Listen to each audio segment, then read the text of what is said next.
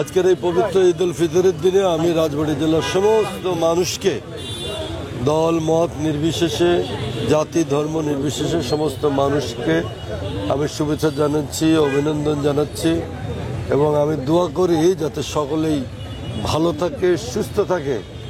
এবং আজকের এই দিনে আমি আশা করি যে আগামী দিনে বাংলাদেশ একটা নতুন বাংলাদেশ হিসাবে, সাধারণ মানুষের শান্তির একটা জায়গা হিসাবে এই বাংলাদেশটা গড়ে উঠবে।